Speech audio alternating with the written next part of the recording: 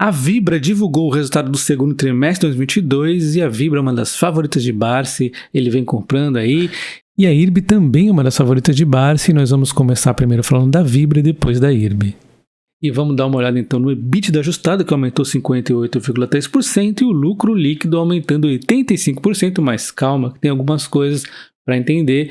Bom, de primeira a gente vê aqui o volume aumentando 4%, então vendeu mais, e a receita aumentou 62%, porque o valor está maior dos produtos que ela vende, basicamente é isso, né? Então, receita do sucesso.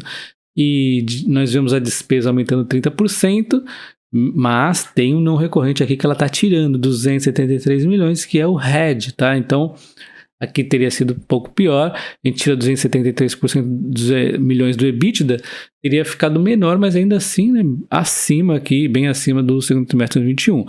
E temos o resultado financeiro pegando pesado também, né, um aumento significativo. Mesmo assim, a empresa conseguiu compensar esses dois casos aí, inclusive o não recorrente do RED. A gente vê aqui o endividamento, né, da empresa, que acabou pesando também no resultado financeiro, uma dívida, né, que simplesmente dobrou praticamente aqui, né, então um aumento na verdade dobrou, né, no semestre, exatamente o dobro, devido a todos os investimentos e tudo mais, e também aumentou o custo médio, né, por conta da Selic, inflação, ele foi de 5,5% para 13%, disparou, né, o custo e aumentou a quantidade, então não tem como não pesar no resultado financeiro. A gente vê o EBITDA dando uma compensadinha, mas ainda assim aumentou o endividamento de 1,4, que era super tranquilo, para 2,4, que é ok aí a dívida por EBITDA ajustada, ainda assim tá ok.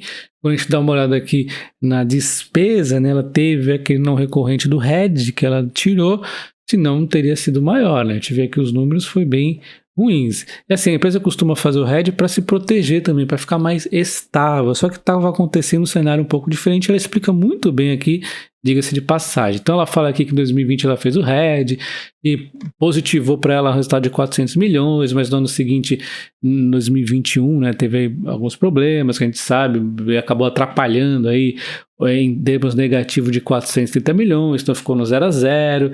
E aí veio 2022 e ela estava fazendo RED e veio a guerra da Ucrânia e Rússia, tudo ficou maluco, petróleo, né?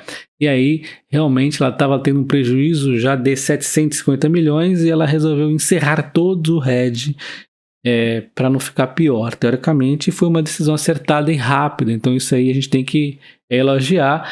Ela continua monitorando como teria sido se ela não tivesse feito esse encerramento. E o prejuízo teria sido de 1,355 bilhões, né, a perda acumulada. Bom, enfim, esse RED acabou impactando no segundo trimestre de 2022 aqueles 273 milhões que ela tirou lá do EBITDA ajustado, ela não considerou no EBITDA ajustado, mas teria sido pior ainda, né, bem pior, se não fosse o trabalho ágil da empresa. Então a Vibra ela segue crescendo seu EBIT, né, o seu EBITDA também, então ela vai crescendo o EBIT, isso nos proporciona a expectativa de bons dividendos à frente. Ela deve anunciar o próximo dividendo em dezembro de 2022, né, então esse dividendo já inicia o ciclo, né, do 2022 de dividendos. Ela tem hoje um dividendo no ano passado de 9,51, nesse ano tem 3,04 e deve aí dar uma aumentadinha. É uma boa empresa, né? Porque está a bons preços. O PVP dela está a 1,77, o que é 31% abaixo da média de uma empresa que, lembre-se, está crescendo aqui o seu EBITDA, os resultados, né? A gente vê então a cotação dela deu uma queda significativa, chegou a preços insanos. Eu cheguei a comentar ela exatamente nessa linha aqui, tá? Eu falei para vocês, ela parece que está se segurando nesse fundo aqui, me parece muito boa, mas eu estava focado na Cosan e outras empresas, né? E ela subiu aqui 20%. Diga-se de passagem, outras empresas também subiram, mas uma ótima alta e ainda está bem descontada. É uma empresa muito legal, não à toa o Barsi está de olho, né? A maioria das empresas que o Barsi está de olho, geralmente eu gosto bastante. Tem umas ou outras aí que eu não curto tanto, mas a Vibra não estaria nessa lista aí das não curtidas, tá? Então deixa nos comentários aí o que você achou do resultado da Vibra, o que você acha da Vibra. E antes de a gente falar sobre o resultado trimestral da IRB, vamos relembrar a confusão que ela está envolvida, mais uma polêmica, já temos nova notícia. No fim de semana, então, tinha aquela possível aumento de capital, né, da IRB, com ações sendo lançadas a R$1, ou seja, isso aqui causaria um preço, uma pressão enorme no preço da IRB, né, as ações poderiam cair até próximo desses valores, mas a fonte que passou essa notícia não quis nem se identificar, ele afirmava lá que seria uma emissão, aí, um aumento de capital de entre 1 a 1,5 bilhão para salvar a IRB, né? Realmente ela precisa disso, diante de toda essa dificuldade que ela está passando, e isso poderia sim iniciar um start novo, um novo fôlego para ela, porém não é algo tão simples, né? É isso aí, a emissão a R$1 seria catastrófica para o acionista atual, né? Então a empresa soltou aqui um fato relevante falando que até o momento ela não aprovou a efetiva realização ou potencial captação de uma estrutura ou termos e condições, em especial ainda critérios de fixação de preço para a emissão de novas ações. Então ela não, resumindo aqui, ela fala que não está nada aí certo, né? Mas ela também não nega que isso possa acontecer em algum momento, né? Porque realmente acaba sendo uma verdade. O fato é que a IRB é motivos aí de muita especulação. Nós temos aqui a Esquadra, que descobriu lá aquele enrosco todo com a IRB. Ela é um exemplo das empresas que fazem short, né, que apostam contra a IRB, né? Isso aqui derruba muitas ações, ajuda muito. Eles estavam fazendo aí um short contra a IRB e contra a Nubank, apostando na queda, e eles ganharam. Aí sai aqui notícia, né, no site, só que eles também... na verdade, no final das contas, eles só perdem dinheiro com isso, né? Então, estão perdendo 7% num fundo e no outro 15,6% ficam apostando em queda das ações. Isso aqui não dá muito certo no longo prazo, né? Enfim, depois de muitas quedas, se você parar para pensar, ela sempre tem algum motivo de alta e depois já engata nova queda, é sempre assim.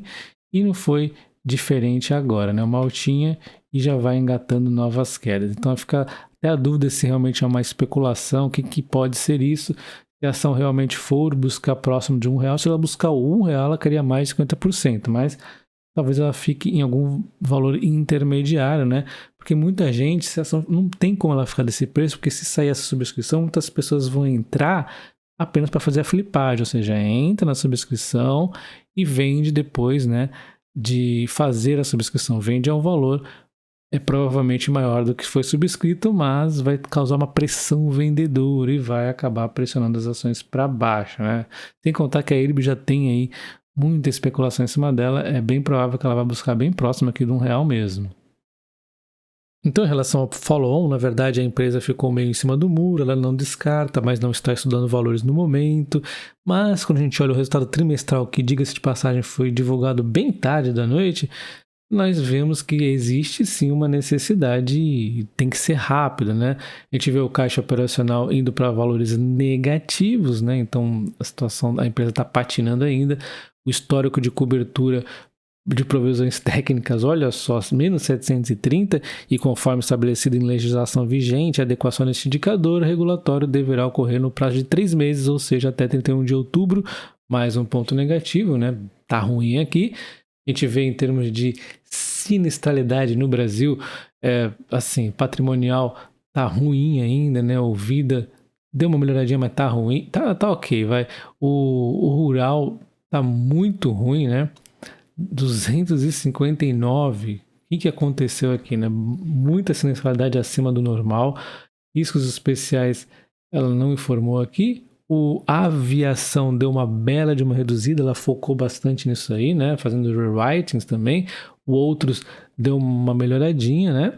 E enquanto a gente vê aqui no patrimonial do exterior, né? Dando uma aumentada na sensibilidade, a Vida ainda muito forte, a rural deu uma melhorada, mas ainda está forte, riscos especiais deu uma pioradinha, a aviação está aqui, que está acontecendo aqui, 231%, e outros deu uma aumentada também. Então ela está tentando fazer o rewrite, ela sempre fala aqui, ó, focando nessa taxa de rewrite, fazer a limpeza, né, dos seguros, né, ela está tentando melhorar, mas está difícil tanto no Brasil quanto no exterior. A gente vê o histórico de prêmios emitidos ainda diminuindo, né, aqui no Brasil e no exterior também. Quando a gente vê aqui o histórico de prêmios ganhos, aí tem aumentado, mas está abaixo aqui do segundo trimestre de 2021. Ela está focando um pouco mais aí na qualidade, ela até destaca também aqui o rewriting do exterior, né? Enfim, vamos ver se ela consegue fazer a limpeza desses seguros aí. O fato é que o prêmio emitido aqui caiu 22% em relação ao trimestre aqui do ano passado e caiu também em relação ao trimestre anterior, enquanto aqui o sinistro, né, aumentou 0,3 apenas em relação ao trimestre do ano passado, mas quando a gente compara aqui com o trimestre anterior, deu uma forte alta, né? A gente vê o resultado do underwriting aumentando aqui, ó, de menos 96 para menos 661, despesa administrativa tá até que em linha, e resultado financeiro patrimonial também aqui caindo bastante em relação ao trimestre anterior, mas aumentando em relação ao ano passado, fazendo o lucro então sair do negativo menos 206 para um negativo menos 373, uma piora significativa. E quando a gente compara com o trimestre anterior, que estava ainda em lucro, né, deve dar aí uma pressão nova nas ações e o mercado vai começar a achar que esse follow-on de R$1 pode ser uma realidade, né? Então vamos ter que ver as cenas dos próximos episódios aí. E me diz aí, follow-on a R$1, se você tem a IRB, você topa subscrever? Será que o Barsi vai subscrever por R$1? Será que não? Deixa o like nesse vídeo. Um abraço, até o próximo. Valeu!